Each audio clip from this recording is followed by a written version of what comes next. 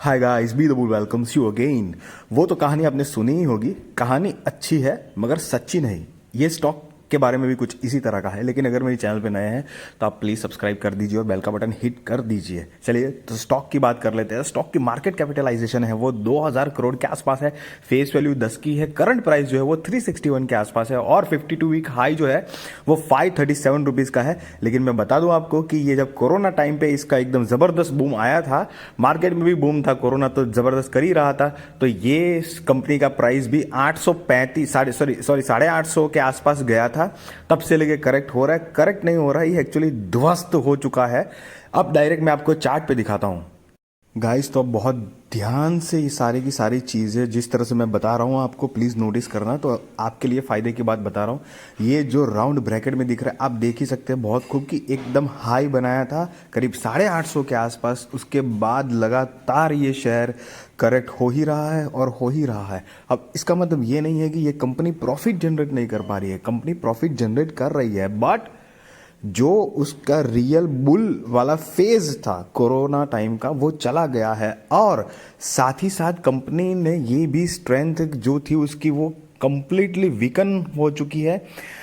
ऐसा नहीं है कि ये स्टॉक मार्केट का ये जो पिछले एक सवा साल से करेक्शन का मोड चल रहा है तो बहुत सारी दूसरी कंपनी भी ऐसी है कि जो करेक्ट हुई है, but they have a strength उनकी प्रॉफिट में, उनकी रेवेन्यूज में। यहाँ पर वो चीज़ भी खत्म हो चुकी है। और ये जो दूसरे भी पिंक डॉट जो मैंने बनाए हुए वो बनाए ही इसी तरह इसीलिए है कि आपको एक पूरा ख्याल आए कि ये देखो 2009 है तो मतलब ये जो 7-8 का जो टाइम था वो फाइनेंशियल मंदी थी वर्ल्ड लेवल के हिसाब में, वर्ल्ड लेवल पे। तो उस टाइम पे तो सारे क्रैश हुए थे, ये भी उसी हिसाब से क्रैश हुआ। लेकिन ये क्रैश नहीं, ये क्रैश होता ही रहा 2013-14 तक लगातार क्रैश होता रहा। उसके बाद वापस एक स्पाइक दिखाया, वापस इस तरह का। तो ये शेयर, ये कंपनी के शेयर का नेचर है, तो इसलिए दूर रहना चाहिए। देखिए अगर वापस कोरोना आया तो वापस कोरोना के चक्कर में ये शेयर और भी मतलब 350 है तो हो सकता है 3000 का हो जाए, 1000 का वापस चला जाए, कुछ भी हो सकता है। बट स्ट्रेंथ नहीं है कंपनी के अंदर, ये साफ पता चल चुका है। क्योंकि जिस रफ्तार से करेक्ट हो रहा है this is not good. And ये सारी चीज़ें हमको देखनी चाहिए। हम यहाँ पर आप अगर ये ईयर ऑन ईयर बेसिस पे पिछले 10 साल के जो नेट प्रॉफिट, 10 से भी ज़्यादा की साल है, 3, 6, 9, 12 साल के करीब करीब नेट प्रॉफिट के ईयर ऑन ईयर बेसिस पे हमारे पास फाइनेंशियल्स है। तो आप लेफ्ट से राइट आएंगे तो 5 करोड़ से बढ़कर 118 करोड़ ट्रेलिंग 12 मंथ्स का है। तो एक वो बात तो क्लियर कट पता चल रही है कि कंपनी कुछ तो बिजनेस कर रही है और प्रॉफिट जो है वो भी धीरे धीरे प्लस माइनस करके बढ़ तो रहा है। लेकिन कंपनी का नेचर, शेयर का नेचर ही उस टाइप का है। तो क्या करें अब यहाँ पर एकदम गौर से देखना आप। जहां पर 237 का नेट प्रॉफिट था तो ये 237 का नेट प्रॉफिट बढ़कर हो चुका है 361 करोड़ और 445 करोड़, मतलब 450 करोड़ के आसपास। तो ये कौन सा टाइम है? ये कोरोना काल ही था, 2021 का ही पूरा दौर चल रहा था। बस जैसे कोरोना खत्म, सीधी कंपनी और उसके नेट प्रॉफिट देखिए, उसके बाद 166 और 118 और भी कम हो चुका है।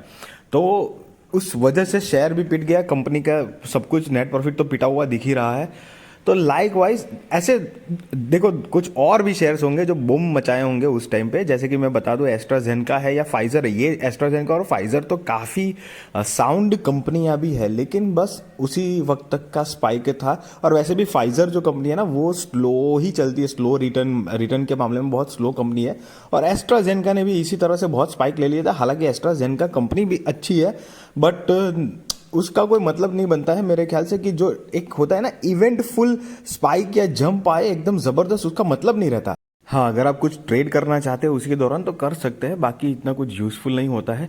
एफआईएस भी देखिए करीब दिसंबर 2020 में 7.8% के आसपास थे, तो उन्होंने भी प्रॉफिट बुक करते करते आज देखो 2.41% के हो गए। डीआईएस तो वैसे भी नहीं है। तो मतलब मिला जुला के देखो, ऐसी कोई खबर आती है न्यूज़ बेस्ड या कुछ इवेंट बेस्ड ही ये स्टॉक है, उसके बाद वापस ठंडा ही हो जाता है। हालांकि कंपनी का प्रॉफिट भी कुछ कंसिस्टेंट नहीं है। तो इस तरह की कंपनी में फिर इन्वेस्टमेंट के हिसाब से डेफिनेटली मैं तो रेकमेंड नहीं करूंगा। मतलब मैं हालांकि अपना ओपिनियन बता रहा हूँ, मैं आपको बाय और सेल रिकमेंडेशन गाइस नहीं दे रहा हूँ। डेफिनेटली वो आप अपने रिस्क रिसर्च और फाइनेंशियल एडवाइजर को पूछ कर करना। अब जैसे कि मानो वापस चाइना में कोरोना चल रहा है, क्या पता वापस कोरोना आ जाए तो आप ये 300 का शेयर जो दिख रहा है वो सीधा 3000 पे भी पहुंच सकता है। तब आप बोलोगे मुझे अरे अरे ये वीडियो में तो 300 रुपये का था, अब खत्म हो चुका है, कहाँ से 3000 तक पहुंच गया। तो ऐसी बहुत सारी चीज़ें होती रहती है, बट फंडामेंटल एक बार इस तरह से हमको देखना चाहिए। और मैं चाहूँगा कि आप जब भी नेक्स्ट टाइम कंपनी देखें तो ये सारे पैरामीटर्स को भी नोट करें, मतलब ध्यान से देखें। ये आप साथ में सीख भी रहे हैं, मतलब सीखते भी रहो, ताकि नेक्स्ट टाइम आप खुद से करो तो आपको पता चले क्या देखना है, किस तरह से देखना है। ये सारी की सारी जो बात करी हमने IOL केमिकल्स एंड फार्मास्यूटिकल्स की बात करी है, फार्मा सेक्टर को बिलोंग करती है। 361 की करंट प्राइस है, ऑल टाइम रिटर्न 3912 का है।